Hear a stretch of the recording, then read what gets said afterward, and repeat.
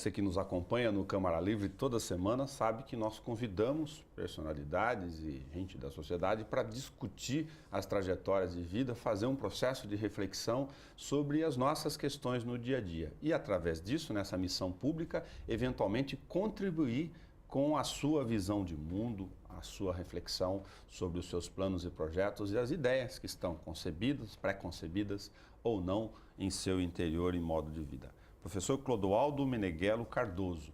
A gente grava aqui, coincidentemente, nesse fundo escuro, que se fosse lá em 68, poderia suscitar outras leituras.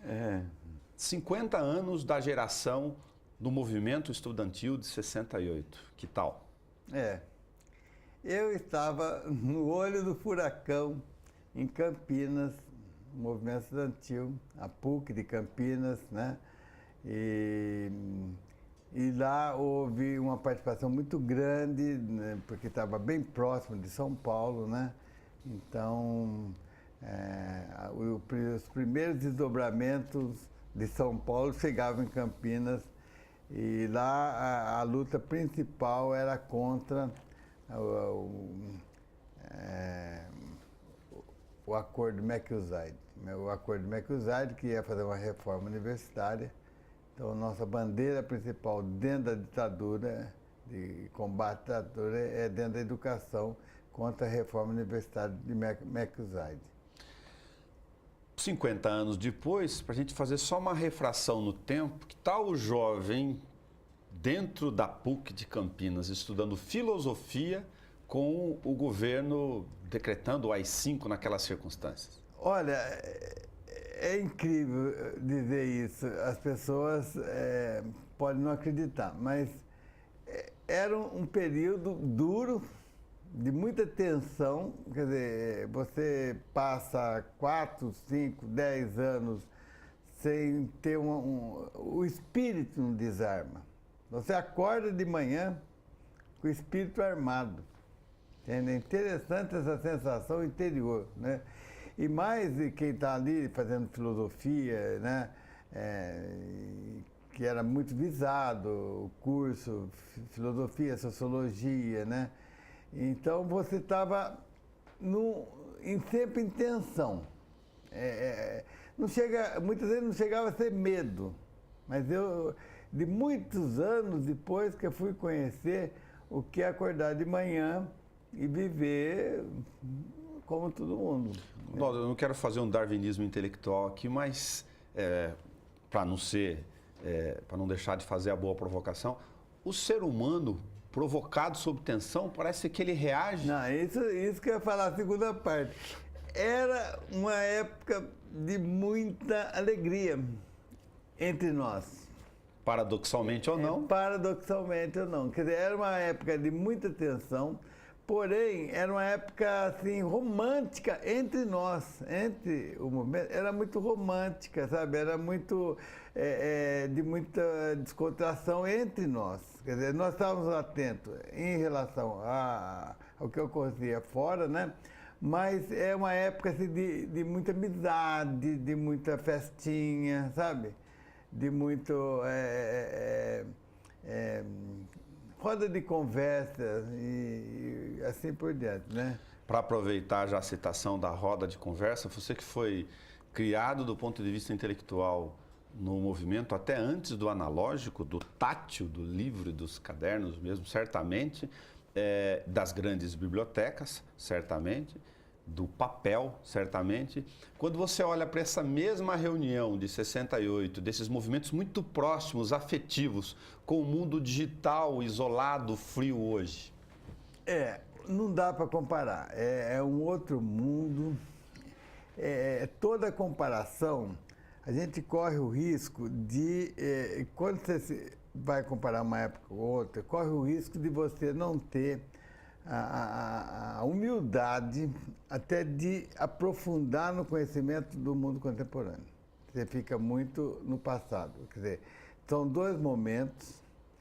Eu estou muito perplexo, entende? Perplexo e tentando buscar dentro desse contexto hoje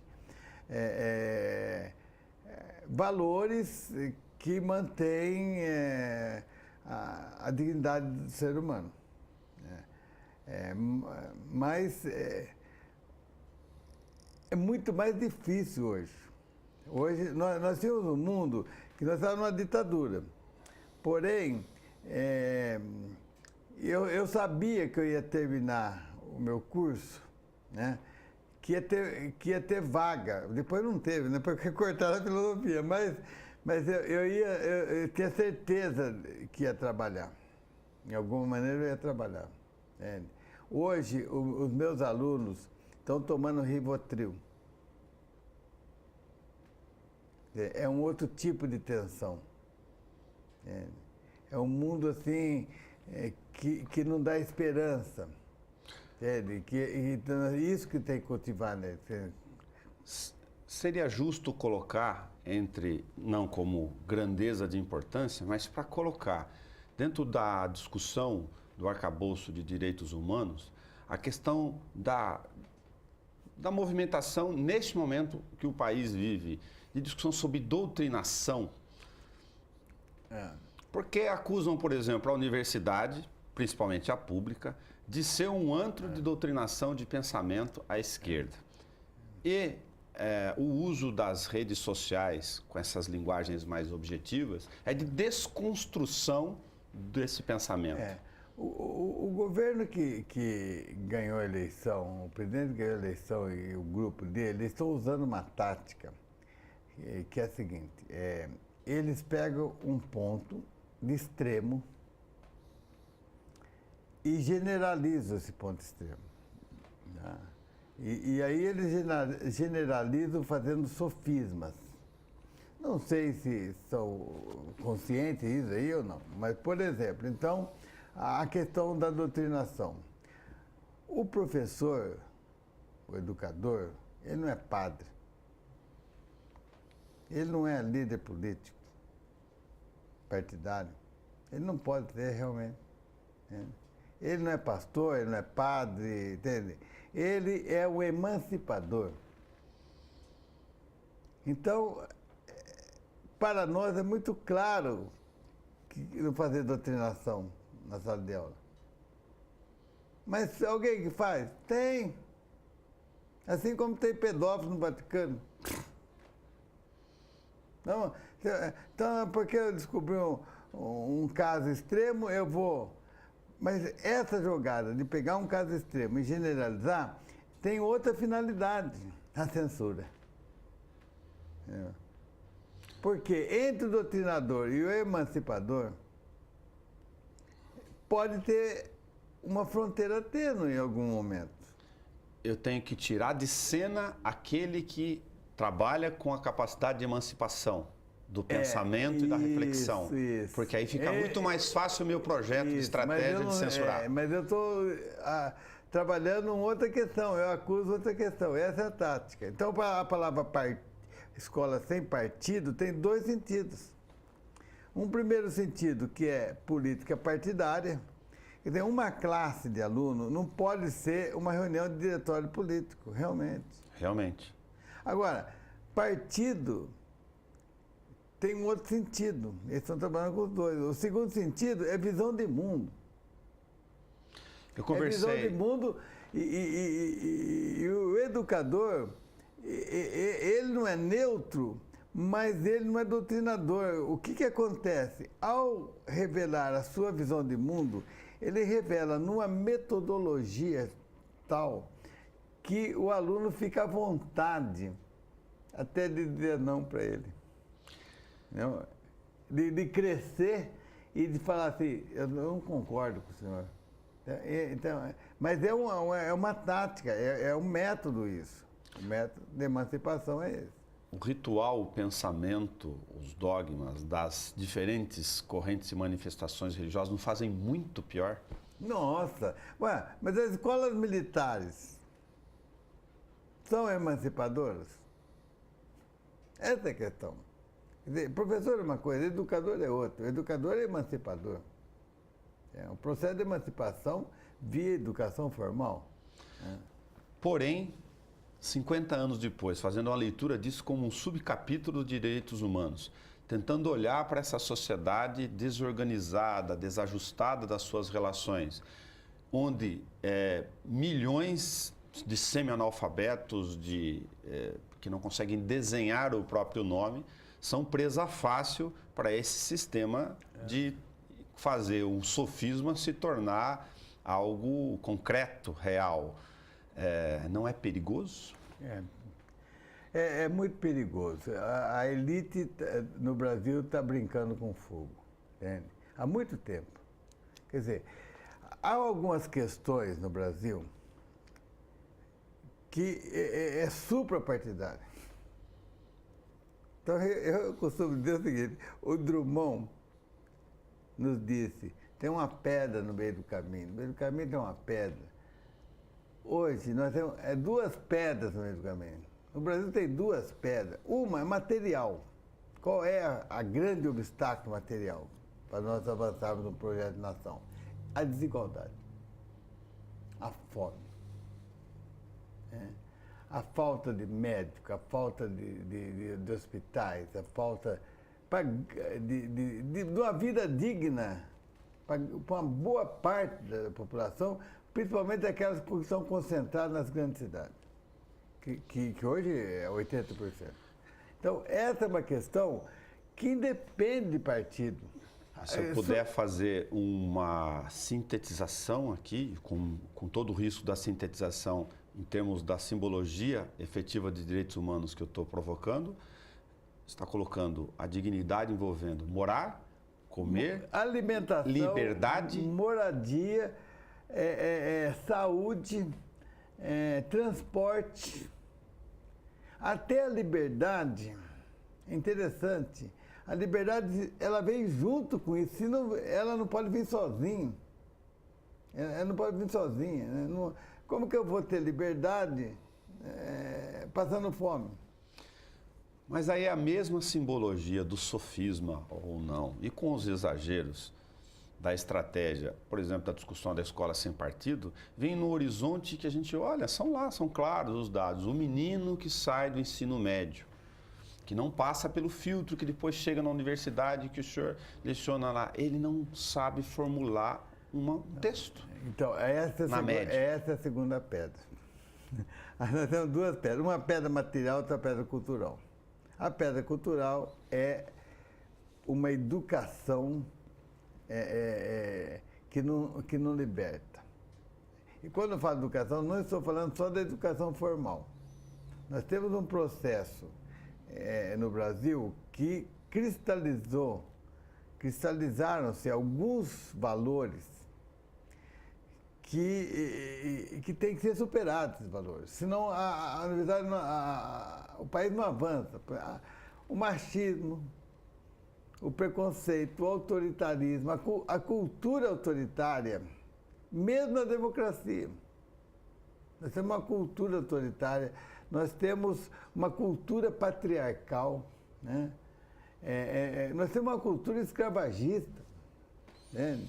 Então, eis aí, a escola poderia avançar nisso dia a dia, todo dia, não é de vez em quando. Então, nós temos uma qualidade de ensino técnica, científica e uma qualidade de ensino social. A social não tem. E quando você vai falar de valores, as pessoas acham que valores na educação formal é ficar dando sermão. Então, qualquer um pode chegar lá e falar de valores, vai dar palestra para aluno? Não. Nós somos profissionais, nós somos especialistas. Tem uma metodologia para passar valores. É vivência. É vivência ali. O aluno ser protagonista. E você vai criando situações para ele sentir o valor do respeito ao outro, ele aprender a ouvir. O valor da igualdade. Entende? O valor do conceito de autoridade e não autoritarismo. São experiências que você vai fazendo, isso que se chama educação em direitos humanos. Existe uma metodologia, existem princípios e tal. Não é chegar lá e dar discurso. Então, nós somos uma escola que não emancipa, técnica e cientificamente, e não emancipa socialmente. Pegar um outro recorte disso. Assusta os pais de classe média, os filhos que estão lá na universidade, no campus, sobretudo na universidade pública e mais na privada, por uma questão daquelas onde o critério socioeconômico do bolso define o funil, de que, na visão deles, isso foi muito discutido agora no processo eleitoral de forma adversa, paralela. Aqueles baderneiros estão lá, são filhos da classe média brasileira. Eu disse isso para muitos amigos. São os nossos filhos que estão lá. Onde nós erramos? Nós tivemos um espanto. Se vale essa pergunta. Nós tivemos um espanto. Qual que é o espanto? Eu tive um espanto nessa eleição. Eu acho que merece uma reflexão. Houve, de certo modo, uma melhoria material. Houve. Embora essa política de melhoria material, ela não veio acoplada a um projeto mais profundo de distribuição de renda e de propriedade. Emancipação real. Então ela foi pontual. Mas houve. Só que não houve culturalmente. O processo não houve culturalmente. Deixamos de lado a religião para pensar a emancipação, porque não é só a escola. A religião, os meios de comunicação, a música. A música. Quer dizer, nós não percebemos que havia todo um processo cultural que iria dar um estofo para você ampliar a visão, para tornar mais crítico, para tornar menos individualista, para pensar muito mais no projeto de nação. Né? Então, nós tivemos e aí veio à tona. Nós temos uma classe média,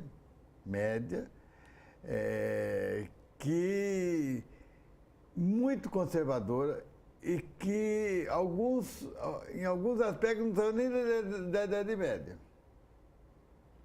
Então, a pessoa vê Deus.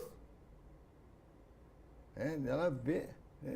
Quer dizer, ela tem alguns comportamentos medievais, tanto na solução de problemas, quanto na escolha de caminhos de vida. E a religião, os setores conservadores das religiões, evangélica e católica, porque o processo começa no mundo, lá no Dom Paulo II, processo cultural de movimento conservador dentro da Igreja Católica, que acaba aqui com a teologia da libertação. E na Europa acaba com a teologia chamada teologia da crise, a teologia existencialista que estava ali na Bélgica, Holanda, tal. O Papa acabou. Então, a Igreja Católica monta um processo midiático e conservador, muito antes do ano 2000, ele estava preparando para o ano 2000. Aí vem uma linha que tem uma modernidade ritual, mas tem valores conservadores. Isso invadiu. Aí a Igreja Católica e a Igreja Evangélica. Então nós temos a massa do Brasil e a escola naufragou. Sucumbiu. E os meios de comunicação, quer dizer, a religião, escola e meio de comunicação são os três pilares educacionais de uma nação, não é a escola só. Esses três sucumbiram no processo conservador. E isso veio à tona. A gente imaginava que com a mudança material mudaria isso. A gente imaginava que estava mais avançado, 30 anos, meu Deus do céu, 30 anos, muita coisa, foi. Mas não, veio à tona. E veio à tona justamente no momento que precisava de uma reflexão profunda sobre a corrupção. mostrando que a corrupção é um processo estrutural ehistórico. Cultural. Cultural também. Quer dizer, se você toma um cafezinho, o cara não dá nota fiscal. Quem está sonegando? Então tem o impostômetro. Se fizer um sonegrômetro, no Brasil é muito mais que o impostômetro. Talvez os nossos impostos sejam altos justamente porque a sonegação é alta, para compensar. Entendeu? Então é um país que teria que se pensar num projeto grande, tanto do ponto de vista cultural. E isso claro que os partidos têm visões de mundo diferentes, mas o projeto de nação tinha que conversar. E nós tínhamos dois grandes partidos fazendo um projeto de poder, que em alguns momentos ficou maior que o projeto de nação. Nesse aspecto, quando a gente usou a linguagem então de dominação aqui, esse colocar a geladeira para dentro da casa daqueles que não tinham e dar a chance de comer um prato com carne na hora do almoço significou o instrumento do projeto de poder. Foi apropriado de outra forma. Foi apropriado de além de não vir acompanhado, das outras medidas. Da emancipação cultural. Então agora nós estamos com todos os problemas na mão. Vai ver tudo. Está tudo aí. Somos mais fáceis de ser manipulados, sem essas garantias, de novo, das perdas econômicas sociais, miséria em aprofundamento e vivendo um confronto sobre as relações de valores. Por isso que nós, lá do Observatório de Educação e Direitos Humanos, adotamos um valor para trabalhar. Um valor que seja de consenso, que dê para começar a conversar. Democracia. Democracia. Democracia. Então nós vamos soltar uma campanha agora, em janeiro, pela internet. Pela internet, com frases populares, porque democracia é uma coisa que está muito abstrata, porque nesses 30 anos, pelo tipo de acordo que houve para a abertura, nós conseguimos uma democracia liberal só, muito fraquinha, e fomos driblando essa democracia liberal, introduzindo nela uma democracia social participativa. Fomos driblando, assim. Mas não houve um escancaramento, um comprometimento explícito na segunda. Ora, hoje não estamos correndo o risco da social e da própria liberal, só que vai ficar apenas uma formal. Então, o nosso discurso é democracia, mas uma democracia que vai estar ligada ao alimento,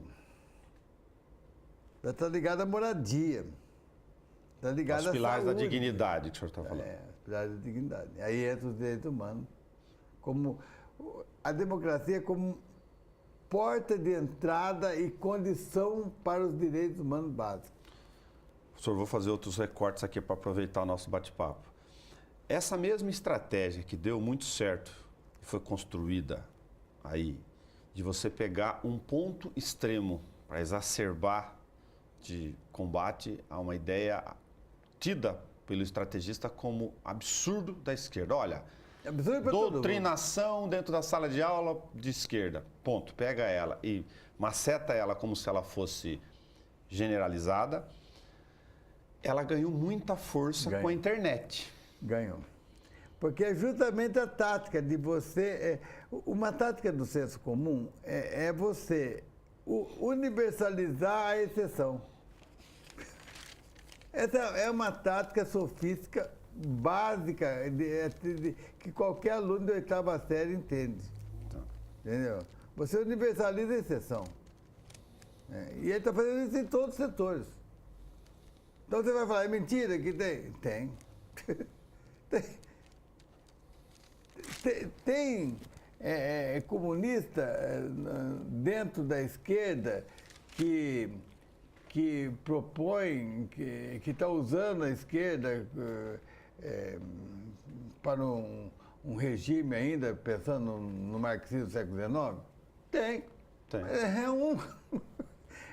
É 0001. Entendeu? Não é um pensamento hegemônico, uma prática hegemônica dentro da universidade. Não é. Os problemas da educação centrais são outros. Né? São outros. Então, Mas pega, se eu pego um vídeo da classe média do jovem que eu estou falando aqui, de uma menina tirando a roupa com elemento de protesto, pintando o corpo, escrevendo lá fora à direita, e dizer, olha, nós temos que voltar aos valores. Pega. Educação moral e cívica. Pega. Funciona. Então, eu estou lendo muito o que eles falam. Estou lendo o texto deles. Por quê? Porque são textos que não têm consistência teórica, né? E são textos montados sofisticamente. Então, eu tenho que estudar isso, porque esses discursos vão chegar dentro da universidade. O senhor chegou a Olavo de Carvalho? Estou lendo. Estou lendo Ernesto. Estou tomando um sorrisal para ler. Professor, eu vou fazer um recorte histórico aqui para voltar. 50 anos do AI-5, mas vou voltar lá num pedaço da PUC de 68, do curso de filosofia. O senhor participou ao mesmo tempo do movimento estudantil, o movimento hippie. Uma convergência ali de encontros. Foi uma coisa interessante, porque como eu trabalhava em teatro, o movimento estudantil me pagou uma bolsa para fazer um curso de teatro na Universidade Federal de Belo Horizonte. Né? E esse curso foi naqueles famosos festivais de inverno. Eu peguei um deles. Peguei um deles. Aí fiz curso, aí fiz vários cursos. E aí, com o comprometimento, com o compromisso de atuar como diretor das peças do grupo da Faculdade de Filosofia da PUC, né? Então, quando eu voltei, eu comecei a montar as peças, a gente escrevia as peças, um colega escrevia, eu montava. A maior parte eram censuradas.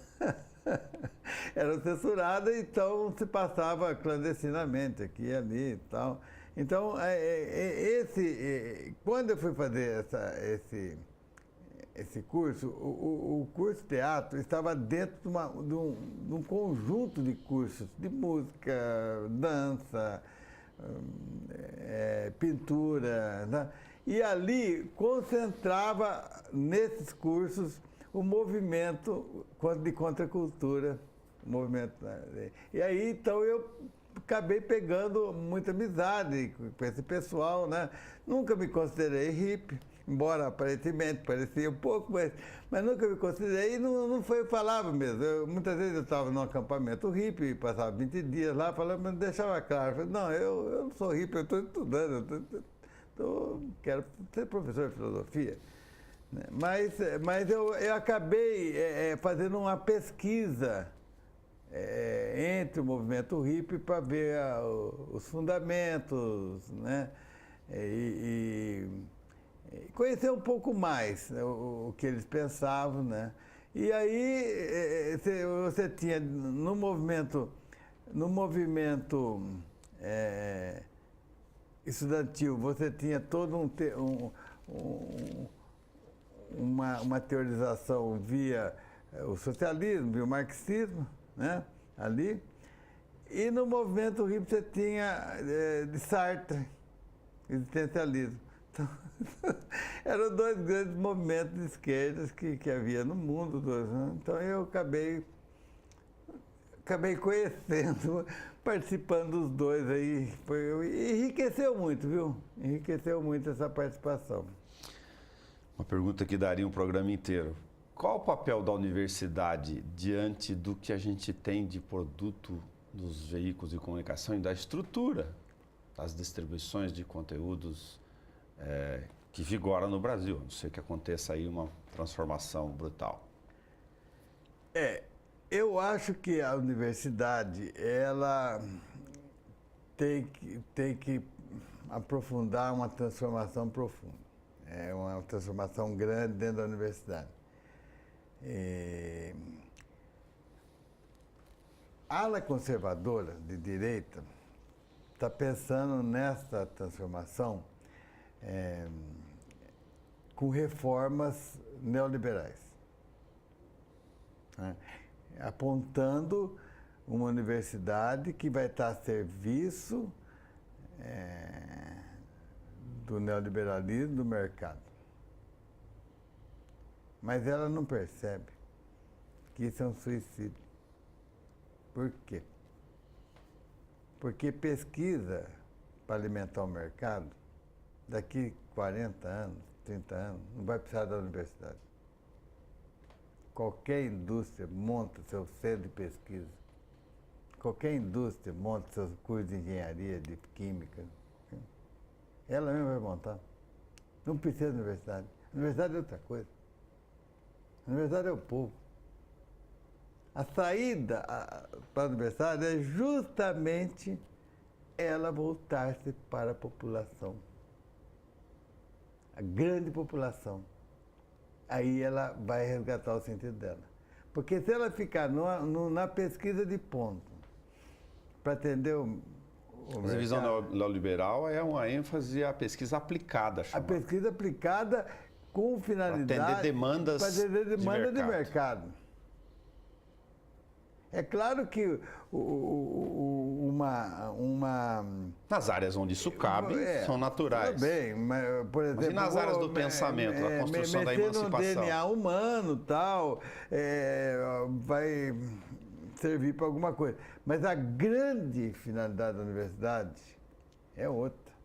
É ela participar, é ela passar para a população, a grande população, direta ou indiretamente, o conhecimento humano acumulado, historicamente acumulado, a cultura humana acumulada.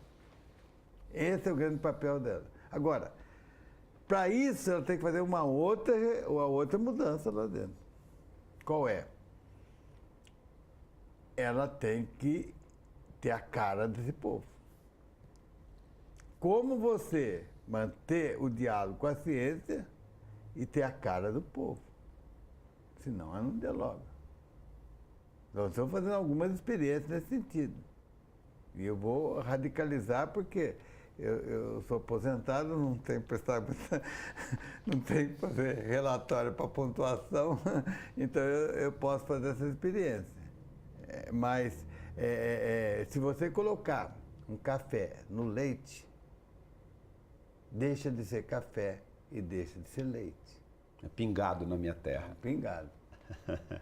A universidade tem que ser pingado. Por quê?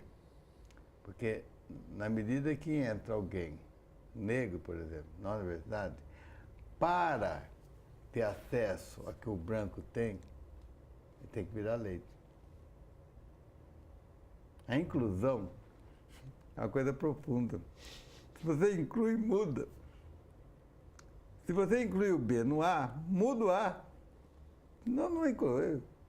Não desaparece. É embranquecimento cultural. Nós temos que ter um processo de descolonização da universidade.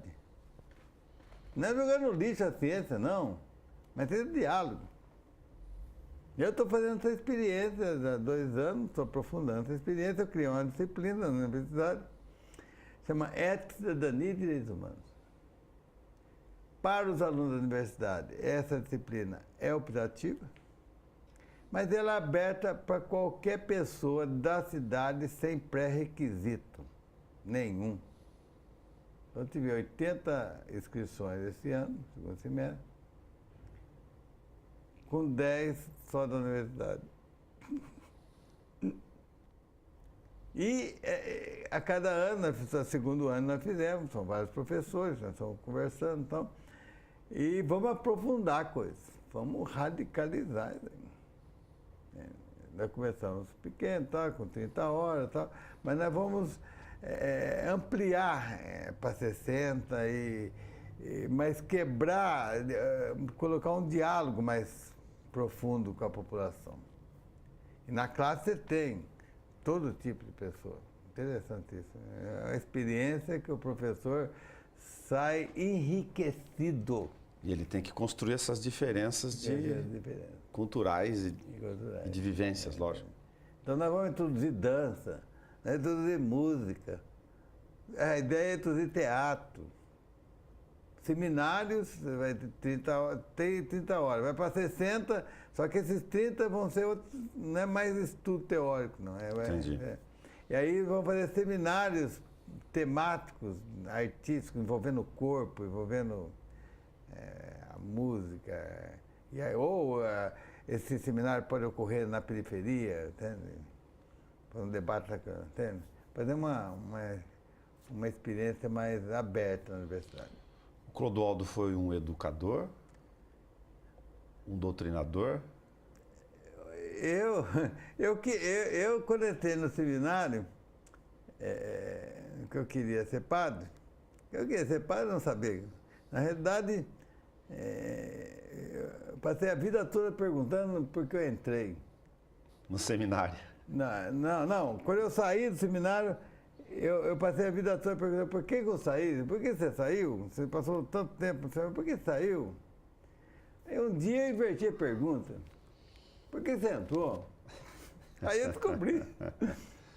É que eu era um menino muito aventureiro, muito dado e tal, e eu tinha possibilidade de sair de cidadinha pequena e conhecer o mundo.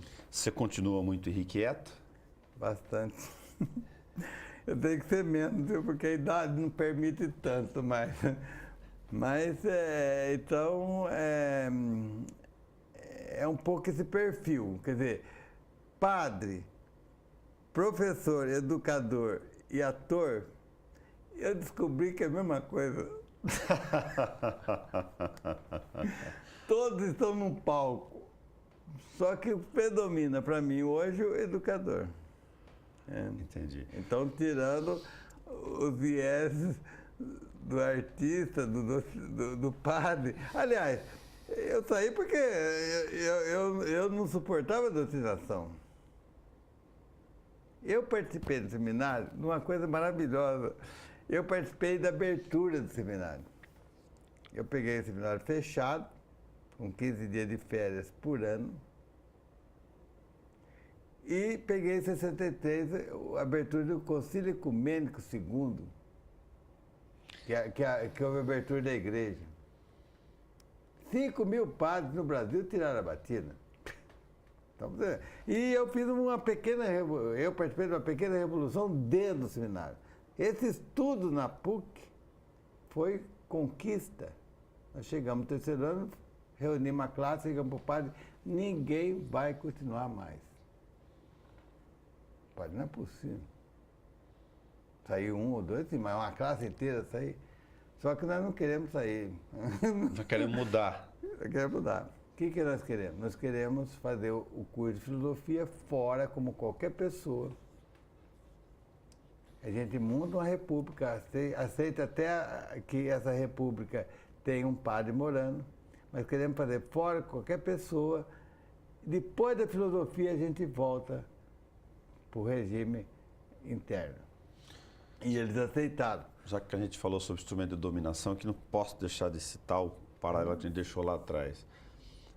Esse mundo da aldeia global, da robotização, dos algoritmos, tal, ele escraviza, individualiza ou emancipa? Ele é um instrumento que facilita a individualização. Mas é possível, com esforço, colocá-lo a serviço do coletivo e da emancipação. É possível. O perfil desse instrumento facilita a individualização, facilita o isolamento, facilita a individualização. Mas nós não podemos deixar de usar esse exemplo.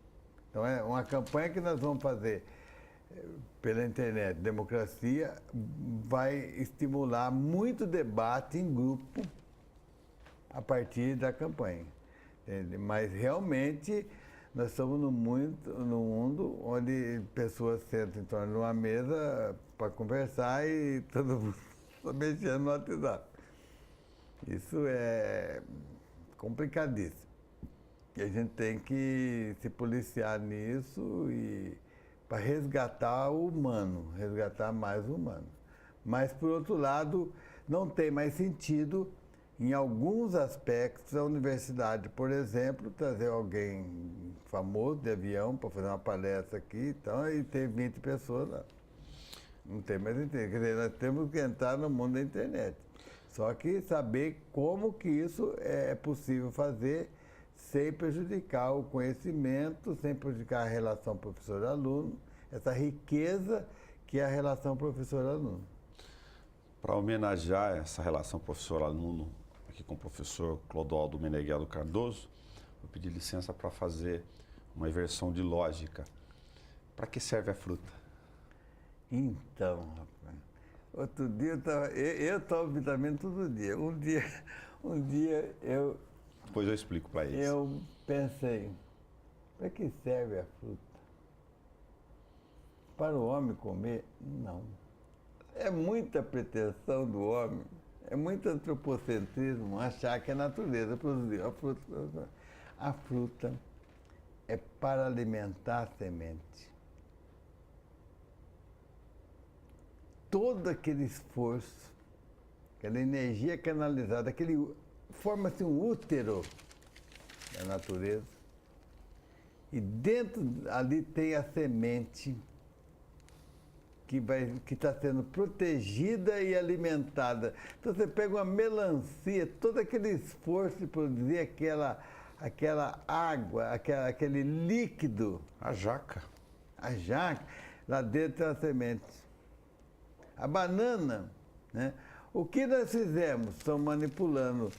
Nós estamos aumentando a fruta e diminuindo a semente porque nós estamos alterando a natureza, porque a natureza, a fruta era um pouco menor, a semente era maior. Tinha muita semente, agora está mudando. Então a fruta é o útero da natureza. Eu vou explicar agora para quem está em casa. Eu fiz essa pergunta para que serve a fruta, porque o professor Clodoaldo usa essa provocação filosófica dentro da sala de aula com outros, lógicos, simbolismos e conteúdos. Clodoaldo, muito obrigado por você ter vindo aqui recortar conosco simbolicamente essa discussão sobre democracia, AI-5 e poder trocar informação como a gente faz aqui no Câmara Livre. Eu que agradeço e parabenizo vocês pela essa insistência que vocês têm aí de manter a TV Câmara, né? A gente não imagina como que é difícil essa estrutura televisiva, mesmo radiofônica, né? E isso só é possível com pessoas teimosas. Sejamos bons teimosos. Eu também sou teimoso demais e eu acredito, eu admiro muito o seu trabalho e eu falo muito do trabalho que vocês fazem aqui. Muito obrigado. Obrigado. Para que serve a fruta? É um útero para alimentar a semente. Seria muita pretensão do homem ser antropofágico, como diria o professor Clodoaldo. Até o nosso próximo encontro.